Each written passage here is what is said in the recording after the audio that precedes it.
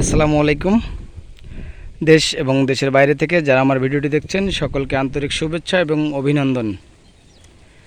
Viewers, যারা আমার চ্যানেলের নিয়মিত দর্শক তারা অবশ্যই আমার এই প্রজেক্ট সম্পর্কে অবগত আছেন। যারা নতুন শ্রোতা তারা অবশ্যই লাইক, কমেন্ট, শেয়ার এবং সাবস্ক্রাইব করে পরিবারের সদস্য হয়ে যান। ভিউয়ার্স,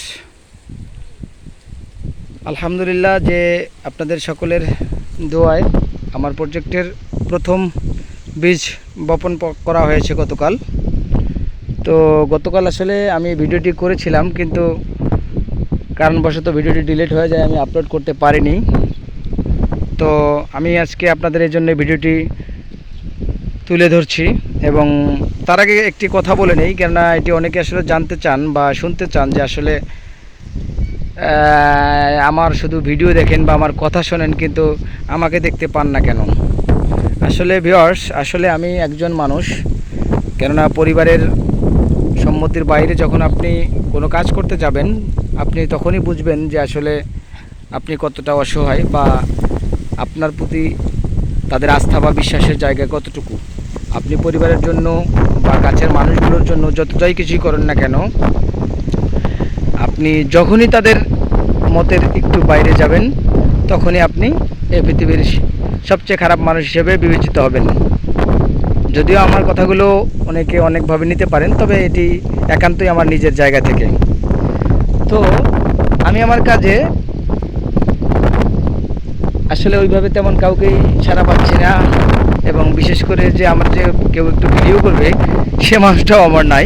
তো যাই হোক, তো এই জন্য আমাকেই এগুলো করতে হয় এবং আমাকেই আবার ভিডিও করতে হয়। এই জন্য আসলে আমার কখনো ক্যামেরার সামনে আসা হয়নি। তো এই যে দেখতে পাচ্ছেন যে এই যে আমার যে পশ্চিমের গড়, এই মাথা থেকে শুরু করে এই যে আমার ঢেঁড়সের বীজ আমি কালকে রোপণ করছি। এবং আমার আরেকটি বিষয় হচ্ছে, আমার কাজগুলো আমি নিজেই ম্যাক্সিমাম করার চেষ্টা করি যতটুকু পারি, কেননা আমি চাই সব কিছু আমার নিজের মতো করে তুলতে। এই জন্য নিজের হাতেই সব কিছু করতে চাচ্ছি বা করার চেষ্টা করি। দেখতেই পাচ্ছেন প্রচণ্ড বাতাস, এবং এই বাতাসে আসলে অনেক অনেক অনেক ভালো লাগে। আসলে যারা প্রকৃতিপ্রেমী, যারা প্রকৃতিকে ভালোবাসেন, এরকম ন্যাচারাল প্রকৃতি আসলে সত্যি অসাধারণ, একটি অসাধারণ ব্যাপার, এবং সবারই ভালো লাগবে আমি এটা বিশ্বাস করি। তো দেখতে পাচ্ছেন যে আমি আসলে এই যে ঢেঁড়স গাছগুলো রোপণ করেছি প্রায় 1 ফিট বা তার চাইতে একটু কম, এরকম হাইটেতে প্রত্যেকটা ইয়েতে আমি রোপণ করেছি। প্রত্যেকটা গর্তে আমি 2টো করে বীজ দিয়েছি। সত্যি বলতে, যেহেতু আমার নতুন মাটি এবং নতুন ঘর, এজন্য ঢেঁড়স লাগানোর জন্য আমি তেমন কোনো সার প্রয়োগ করিনি, তেমন কোনো সার প্রয়োগ করিনি। শুধুমাত্র গর্ত করে মাটিটাকে একটু ঝুরঝুরে করে বীজ রোপণ করে যাচ্ছি। এবং আমি এই ঢেঁড়সের যে 2টি জাত নির্ধারণ করেছি এবং আরও কিছু খোলা বীজ ব্যবহার করতেছি, এবং প্রত্যেকটা কোম্পানির বীজকে প্রত্যেকটা মানে আলাদা আলাদাভাবে লাগাচ্ছি, যেন আমি তা সহজেই নির্ণয় করতে পারি যে আসলে কোন বীজের কীরকম ফলন আসতেছে।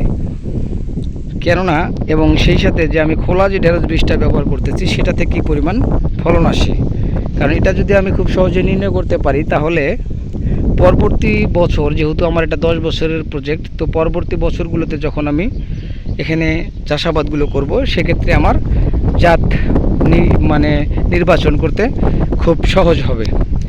আমার যে উপরের যে কিনার দেখতে পাচ্ছেন, এই কিনার দিয়ে আমি পুরো যে পাড়টা আছে এটা ঢেঁড়স এর সারি লাগানোর চিন্তা ভাবনা করছি। পুরো ঢেঁড়সের সারি হচ্ছে, এবং এর বাইরে হচ্ছে এই যে কিনারাটা দেখতে পাচ্ছেন, এখানে এটা এই বরাবর মনে করেন যে আপনার একটি করে লাইন ঢেঁড়সের হবে। এবং আমি চাচ্ছি, যেহেতু আমার নতুন ঘর, তো সামনে বর্ষাকাল, তো একটু ক্ষতিগ্রস্ত হওয়ার সম্ভাবনা আছে। এজন্য এই ঢেঁড়সের দিকে এই যে নিচে যে এদিকে 1 হাত নিচে এদিকে এই যে কিনারটা দেখতে পাচ্ছেন, এই নিচটা দিয়ে আমি 1 লাইন ঢেঁড়সের বীজ রোপণ করতে চাচ্ছি। কেননা আমি তো পানি একদম পূর্ণ রাখবো না, যেহেতু একটু নিচেই থাকবে। তো আর ঢেঁড়স এমন একটা ফসল যেটাতে আপনার হচ্ছে পানি খুব বেশি প্রভাব ফেলে না, এবং বর্ষাকালীন ফসল এটি, বর্ষাকালেই এর ফলনটা অনেক ভালো হয়। তো এইসব চিন্তা করে আমি মূলত এই কাজটি করছি। এবং তাছাড়া আরেকটি বড় ব্যাপার হচ্ছে, দেখতে পাচ্ছেন আমার ঘরটি যেহেতু নতুন তৈরি করা, তো আমি মনে করি এই ঢেঁড়স গাছটি আমার ঘরটিকে অনেক বেশি সেভ করবে ক্ষতির হাত থেকে। কেননা ঢেঁড়সের পাতাগুলো আপনারা জানেন একটু বড় সাইজের এবং কাণ্ডগুলো একটু লম্বাটে হয়। এই যে ঘরের আশপাশে একটি ইয়া হয়ে থাকবে এবং সেটা আমার ঘরকে অনেকটাই প্রতিরোধ করবে। এবং আলহামদুলিল্লাহ যে আমি আগামীকাল রাত পর্যন্ত এই বীজ রোপণের কাজ চলে আমার, এবং ইনশাআল্লাহ এই পশ্চিমের ঘরের এই যে এক লাইন আমি এটা কমপ্লিট করে ফেলছি, এখন আমার পূর্ব লাইন চলবে। তো এই ছিল আমার আজকের মতো।